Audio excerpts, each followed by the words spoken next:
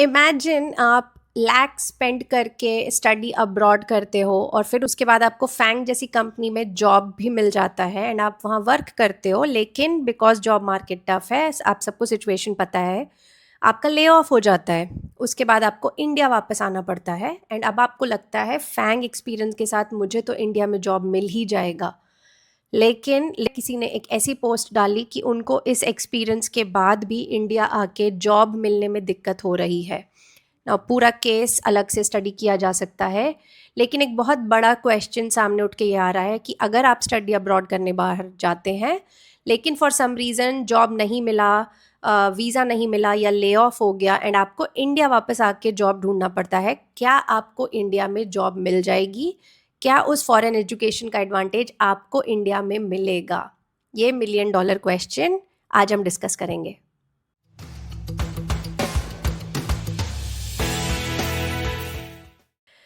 देखो, study abroad को India में अभी बहुत फ्लैक मिल रहा है। पीपल आर सेइंग कि इट्स अ स्टूपिड डिसीजन और what ever, but the harsh truth is कि इंडिया का जॉब मार्केट भी कुछ खास नहीं है। इसलिए many ambitious Indians continue to go abroad and they will continue going abroad.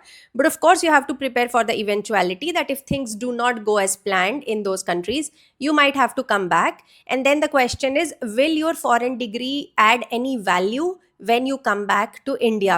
And अगर इसकी वैल्यू उतनी नहीं है तो इसकी वैल्यू कैसे बनाई जाए, and how to be better prepared for this transition. So if you're somebody thinking of studying abroad, or if you're already studying abroad but want to prepare for all the eventualities, you want to watch this video to understand 5 things. First is, what is the ground reality of people who are returning to India? What are they facing in Indian job market? Second, what are the biggest problems they are facing in this transition? Third is, what is the solution to all that? Fourth is, so will you find a better job in India with that foreign wali degree? And fifth is my bonus advice. Let's get started with the first point. I wanted to look into the real case studies of people who have come back and tried to find a job in India. And immediately this post catches your attention. So this is somebody who did a master's in the US and they worked for 3 years at this FANG company but got laid off, and then came back to India, where they were expecting that with that kind of work experience at least you will find a job easily, but that has not been the case. He has not received a single interview callback, which to me is pretty shocking. And overall this has created a 2-year gap on his resume due to the layoff and relocation and everything. Now on the same thread, somebody has replied that they were working in UK when they were let go, and because of the visa situation or not finding a job in time, etc., he also moved back to India, but he was able to find a job after 7 to 8 interviews. But he did point out that while I don't think market situation is that bad, but overall salary is definitely something you will have to compromise on in India, which I think is expected. Next case I want to cover is from somebody who was in Sweden for 5 years, had 3 years work experience there. They had to return to India because they lost their job and visa got expired. In India, they have been unable to find a job since last 7 months, and this is another story from last 6 months itself. He mentions that he was getting at least some interview calls in Sweden, and then he raises an interesting issue which I will come back to in the later in this video. Another case I want to cover is somebody commenting on the same thread is that they came back from Canada when in November 2019, and then he was getting continuous callbacks once he uploaded his resume in Naukri.com. Recruiters were throwing offers left and right. But lately, when he tried to make a switch in India, it has taken him 6 months of continuous interviewing and networking, plus a lot of rejections. He points out how difficult this job market is, especially if you're targeting a package of 30 plus LPA. So I think that is an interesting point, because anybody who has earned abroad expects a higher salary as well. And that job market is going to be fairly competitive in India. And last is the story of this guy who did a master's in data science in India and could not even find a job during his OPT, so he had to come back. And this is overall a sad write up. The guy put a lot of money in his education and is now having serious question marks about whether that was worth it or not. And now he's thinking about how to make the most from here, not denying the anxiety, stress, and depression that has come along with it. So this basically summarizes the state of job market back here in India, especially from people who come from abroad, whether education abroad or after even working abroad. Which brings me to the second section of this video, that what is the problems that these people are facing when they start applying for jobs and interviewing in India. And here there are three very interesting problems coming up, and you have to understand this carefully if you want to make this transition as well. The first problem these people are facing is that Indian managers or employers think that you will leave again soon. So one of the comments made by everybody who is interviewing back in India is that the hiring manager is skeptical whether you will stay back in India for a long time. And many people have shared the stories. Somebody pointed out that they hired at least 2 people who had returned back to India. They did not even last 3 months because they kept looking for jobs abroad, and the moment they found something, they just left their Indian job. And after this Indian hiring manager stopped interviewing people who are returning from abroad. So that is one problem. Somebody else has also commented that they also hired 2 people who returned from US.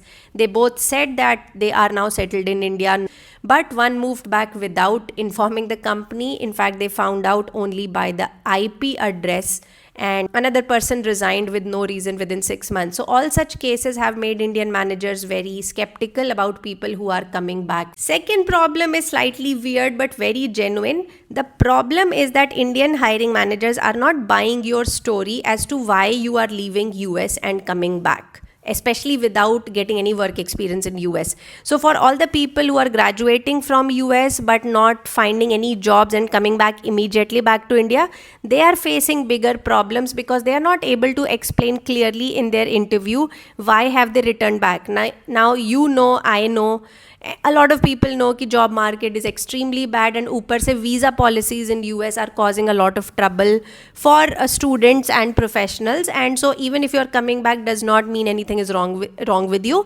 but you are not able to explain that clearly in the job interview, and they remain skeptical whether there is something wrong with you. Do you lack talent? Do you lack potential? Do you not have enough skills? And that is causing a problem in your job hunt. Now to this, I just want to add that Indian interviewers can be weird. Somebody pointed out that, like, once they were asked that if you have stayed in 10 plus years in US, why are you not married yet? So even those sort of very weird personal questions can come up in Indian job interviews, which is not fair, but it is what it is. And third problem is very, very unexpected. So somebody is posting that a lot of hiring managers are actually likely intimidated by people who are coming back from US with such stellar work experience, and their resume, they may even feel threatened for their positions if such a highly qualified candidate comes to their team or office. And I think I buy that reason. Actually, this can actually happen in a lot of workplaces as well, that there is nothing wrong with you. You might just sound very overqualified to the Indian hiring manager, and they don't want to take you in their team for that reason. And this brings us to the next section, which is how to tackle this. What's the solution to all this? And one big advice I have here is come across authentic, play to the India growth story, and be genuine in your interviews, because people ultimately hire people. Okay, show your human side, make them believe you, make them feel genuinely on your side. If you want to share your struggle story of US, you can do that. That yes, I graduated on top of my class, but I have been recruiting for, let's say, biomedical engineering, where a lot of jobs are cut because of the funding. Grants have been cut, and also some of these jobs are coming in the restricted category where they are not really sponsoring work visas right now. So even though I got a few interviews, I was not able to secure a visa. Secondly, I think it's a great time to be back in India, because India is on that growth trajectory right now. A lot of interesting developments, a lot of deep tech developments are happening in India. So I want to be part of that story, and if I can do that along with being closer to my family, that is like such a bonus. So I want to be back in India and build my future here. So if you're able to sell that sort of a story, I think hiring managers would be more receptive. The idea is talk in Indian terms, showcase your achievement in Indian terms so that they can relate to it more, and showcase a personal side so that they are going to believe you that yes, you are here, you want to play here for long term, and they want to cheer you and help you in your journey. So I think it's a human touch that you have to bring in your interviews rather than relying purely on your tech talent. So the point is, can you get a better job or build a better career in India with that foreign wali degree? And to this, I would say just it really depends on three things. First is, which university and program have you graduated from? If you are coming from a top 20 school in US, Europe, or any other country, I think it still carries a strong signal value, whereas random colleges that the interviewer has not even heard of are going to raise more question marks in their mind. Second is, your experience abroad actually counts a lot. A fresher coming back will have a much more difficult time selling their story than somebody with a FANG experience. So if you did solid industry internships, published research, etc., it's going to help. So try to make the most of your time in US, at least do very, very good internships. Thirdly is, where are you applying in India? Global companies, be it Accenture, McKinsey, Amazon, Siemens, GE, or whatever, they are going to value that exposure much more than purely domestic companies. So yes, I do feel that you can come back to India, you can build a good career here, but it's not automatic. You'll need to network, you need to adapt your skills and convince people why your foreign degree is an asset, not an identity crisis. And let's wrap this up with my bonus advice. So if you're still planning to study abroad in 2026 or 2027, please don't choose a country just for the ease of PR.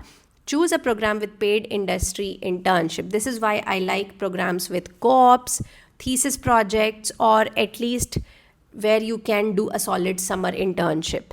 Secondly, document your work on LinkedIn, GitHub, Medium. Start owning your story, start being active on these platforms so that you have easier time networking back when you're coming back to India. And third and very important advice is, start building your Indian network before you graduate or before you are even thinking of coming back. Follow some companies here, talk to recruiters 3 months before you are returning, pull your alumni network and see if you can connect to senior managers in interesting companies which are already here. And of course, if you're working in a US company, try to explore the route of how they can send you back to India rather than making an unfortunate decision of resigning from there or getting layoff and then having to start from scratch in India. So these are some of my tips. It's a very important topic because if your foreign wali education can still help you build a good career in India, I think it's very much worth it. Let me know what you think about today's video. What have I missed and what are some of the stories you are hearing in your network? I will see you guys next week with a fresh new video. Until then, take care. Bye-bye.